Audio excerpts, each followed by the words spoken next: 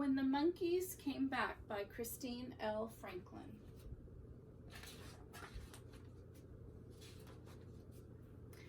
When Dona Marta was a very little girl in the valley was a peaceful place. Children giggled as they chased each other between the rows of tall corn. Fathers whistled when they dug in the gardens. Mothers hummed softly as they wrapped black beans and cornmeal in banana leaves to cook. There was one old road in the valley, but it was an ox cart road, an open place for meeting friends or cousins, a nice place for walking, a sunny place for catching lizards. There weren't any cars at all. The valley was a quiet place, except when the monkeys called. Every morning and every night, for as long as anyone could remember, the monkeys announced the changing of night into day, the changing of day into night. At dawn, they would howl and bark to one another, and the noise made was like thunder in the trees. At dusk, they would hoot and scream, and each leaf and each blade of grass would tremble from the sound. One day, a car chugged and squattered up the road. After that, more cars came. Not too many at first, for the road was an ox road, not a car road. Marta was very afraid of the cars. The sound and the smell made her hide behind her mother's skirt. More and more cars came, and trucks, and more noise. And before long, it wasn't safe to walk around in the middle of the road, or to stand and talk, or to chase the quick lizards.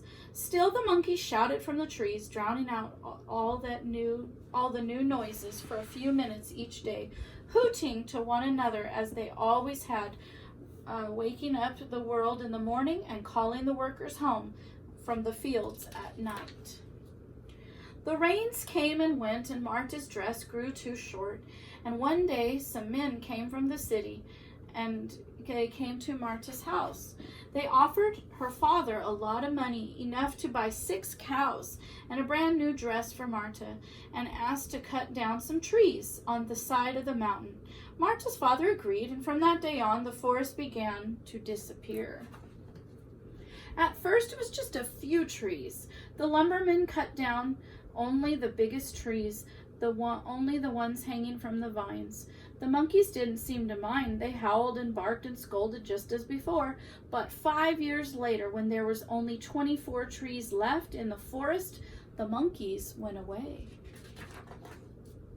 Marta didn't know where the monkeys went. One night, just as the sun slipped behind the hills, the monkeys shrieked and hooted and cried louder than before.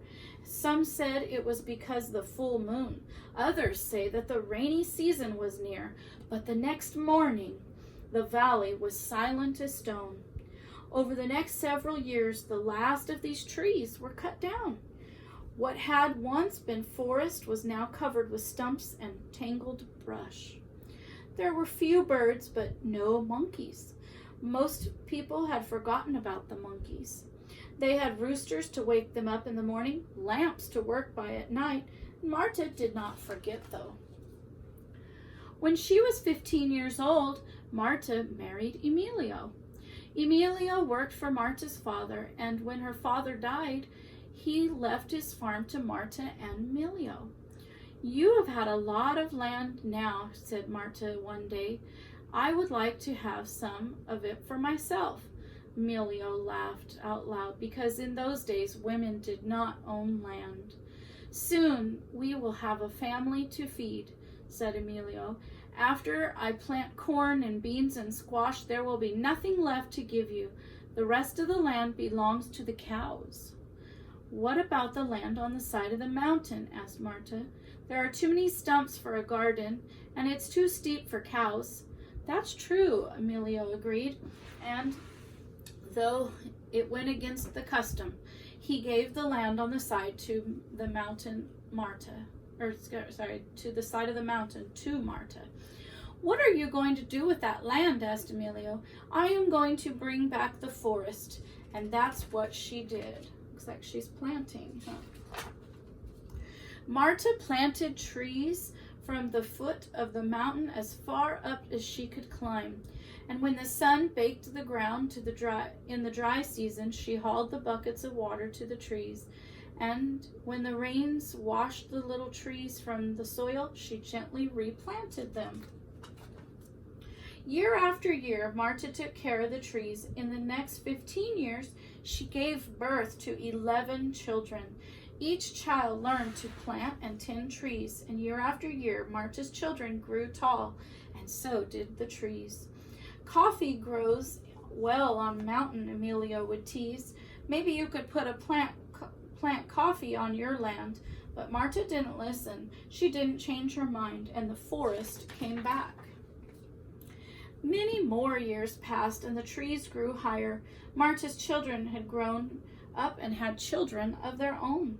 Emilio died and left the farm to Marta and her sons.